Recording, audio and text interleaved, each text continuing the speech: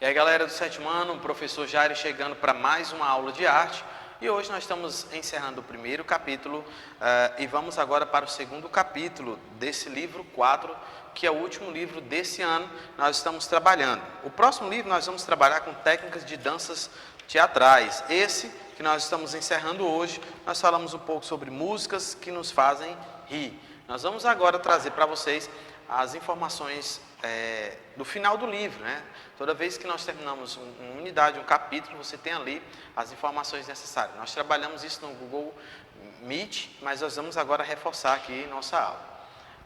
Bom, nós trabalhamos, para que a gente possa relembrar, desde o início desse capítulo, nós trouxemos aqui alguns temas que foram de grande importância, tá? Para trabalharmos, que foi a relação com a música, tá?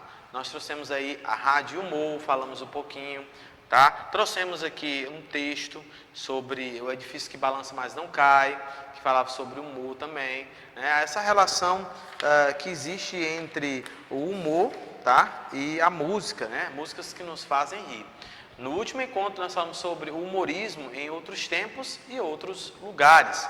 Abordamos um pouco sobre a origem e as composições das músicas, poetas baseadas na vida desses grandes poetas, desses grandes músicos, né? Trouxemos aí também algumas informações interessantes, né? Trouxemos vídeo para que você pudesse perceber a importância desse humor na música clássica, tá? Então agora nós vamos trazer, finalizando esse capítulo, tá? Um pouco sobre essas informações, músicas que nos fazem rir relacionando conceitos. Nessa unidade, nós trabalhamos também um pouco sobre Mozart e Beethoven, né? Que a pergunta era se Mozart e Beethoven eram humoristas. Então, traziam ali algumas informações no seu texto.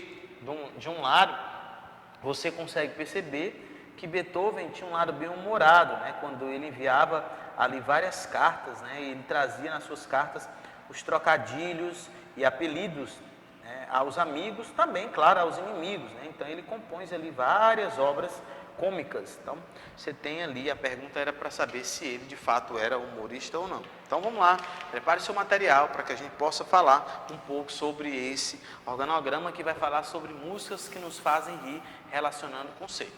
A primeira coisa que nós estamos trazendo aí para vocês é a ideia do humor. Então como é que o humor aparece, né? Então ele coloca aqui o humor e como ele aparece. A primeira coisa que nós temos aqui é músicas. Então o humor ele pode aparecer através das músicas, tá? Então você tem aí a ideia. A primeira coisa que o livro vai falar sobre essa música, essa relação, esse conceito, é justamente músicas de Genival Lacerda, tá? E aí traz justamente um exemplo que é o Rock do Jeg, que nós fizemos a leitura.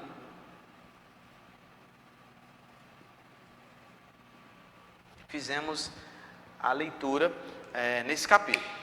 Músicas de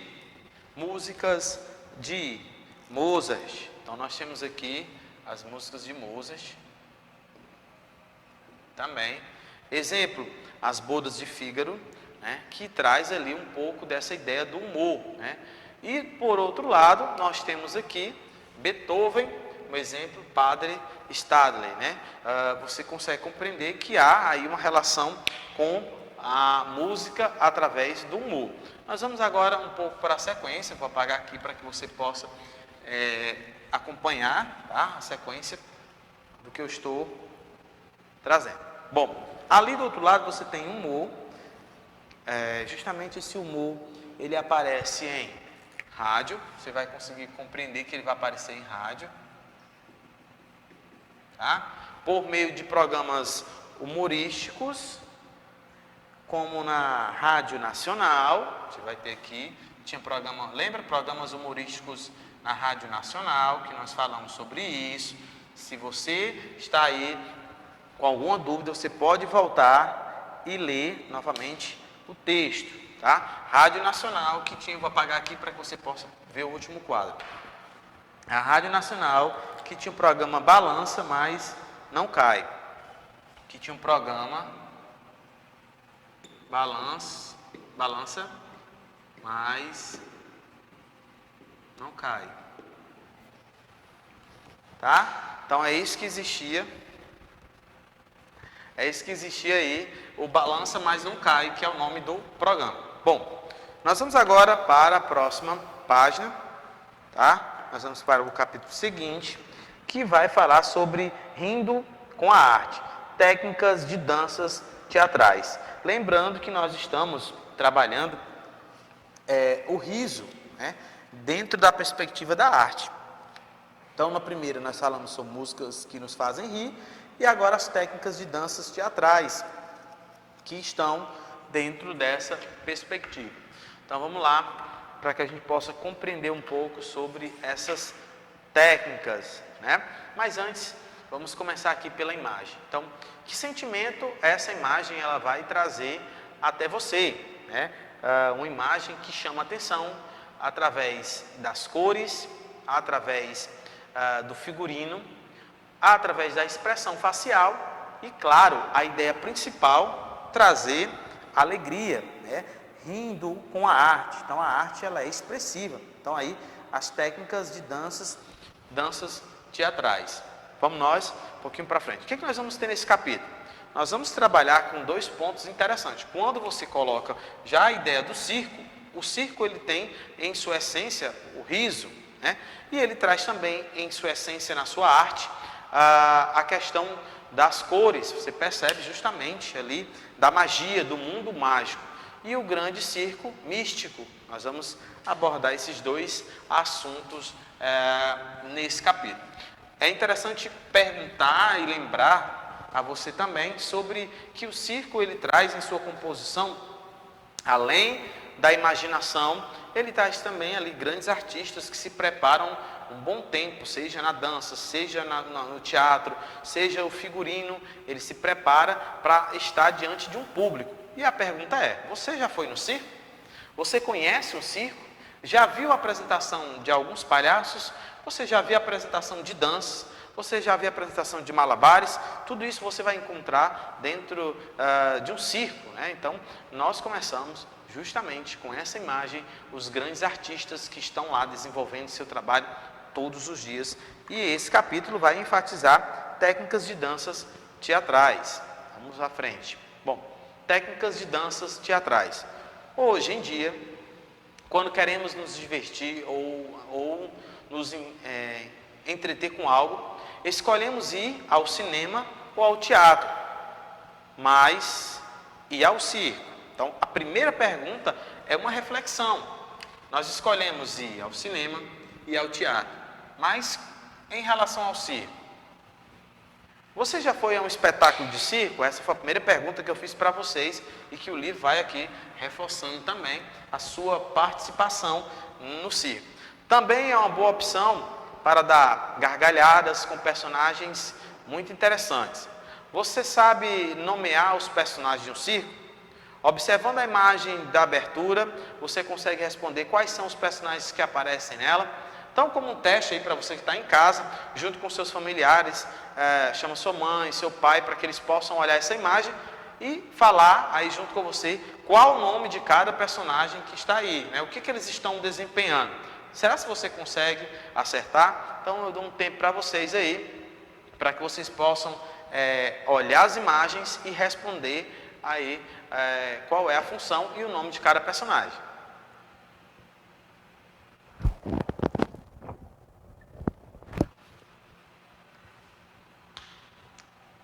Pronto? Ok? Você conseguiu acertar? O seu pai, sua mãe também? Vamos dar sequência à nossa aula. Bem, observando a imagem de abertura, você consegue responder quais são os personagens que aparecem nela. Espero que você tenha conseguido sim responder. Vamos lá para a próxima página.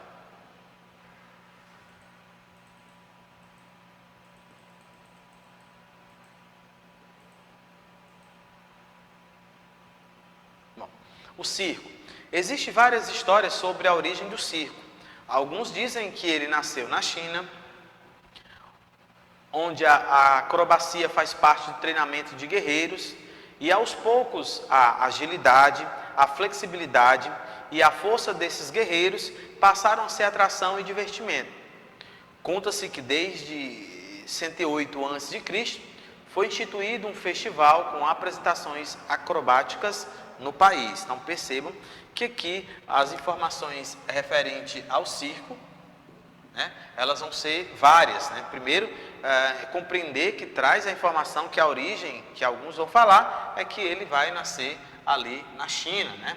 Onde existia todo o processo de treinamento, de guerreiro. Mas aí, ao longo do texto, nós vamos conseguir compreender de que a ideia do circo ela é bem milenar, né? Histórica, mas é interessante para que eu e você possamos conhecer, já que nós estamos trabalhando nesse capítulo, né, sobre técnicas de danças teatrais, ok? Nós vamos um pouquinho para frente para aprender um pouco mais sobre esse tema.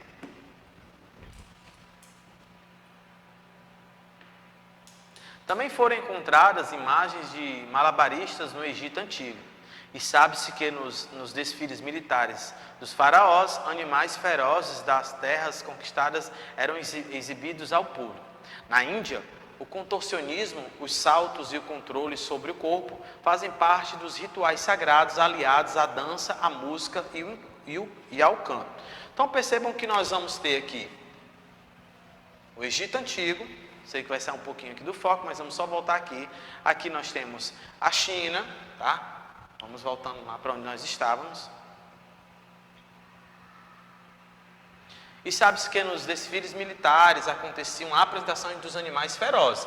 E também existe aqui a ideia na Índia, o contorcionismo, né? Os saltos, o controle sobre o corpo, enfim. Então nós temos aqui a acrobacia do circo e a dança indiana, de um lado e do outro, você consegue perceber. Também existe na Grécia.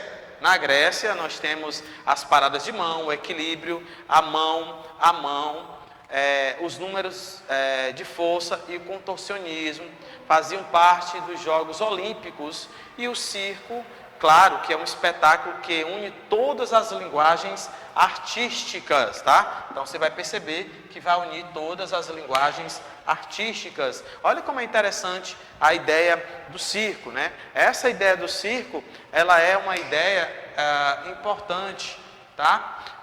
Porque ela vai trazer ali um mundo diferente, um mundo cheio da arte, para que as pessoas possam explorar, né? Para que as pessoas possam conhecer. Então, é de grande necessidade termos uma aula para falarmos sobre esse mundo tão importante que às vezes é desconhecido pelas pessoas, né? As pessoas elas não conhecem ali a relação que existe no circo, tá? Um pouquinho mais à frente, o corpo do artista de circo e sua matéria-prima, por isso seus treinamentos e sua disciplina são intensos. Então, você pode prestar atenção, se você pesquisar vídeo, depois você vai ver que eles têm toda uma dedicação, todo um treino, né, ali diante dos obstáculos que podem surgir no decorrer dos ensaios. Foi no Império Romano que surgiu a palavra circus. Ela servia para dar nome ao local que abrigava um espetáculo não muito parecido com o dos circos de hoje. No circus romano, o espetáculo começava com uma espécie de procissão, representando a chegada triunfal dos guerreiros que mostravam tesouros e escravos conquistados de outras terras. Depois, duas equipes rivais, os verdes e os azuis, competiam mostrando suas habilidades. O primeiro circus romano de que se tem notícia foi feito em Pompeia, nos anos 70 a.C. Depois foi a vez do circo máximo em Roma, que não durou muito. Acabou destruído num trágico incêndio. Roma não podia ficar sem um grande circo. Então, para substituir o máximo, foi feito o Coliseu em 40 a.C. Observem que todo o contexto histórico nos traz aí justamente essa ideia de como o circo chegou até os dias atuais. E essa arte, ela precisa sim ser respeitada, essa arte, ela precisa ser explorada. As pessoas precisam conhecer o circo e também conhecer os artistas que estão lá no circo, que eles ralam muito, se preparam, se organizam, estudam, buscam temas para que eles possam levar o melhor espetáculo. Então, Então nós estamos conhecendo um pouco dessa cultura, dessa história, é claro, para que você possamos estar atento a todas as informações. Eu vou ficando por aqui, até o nosso próximo encontro.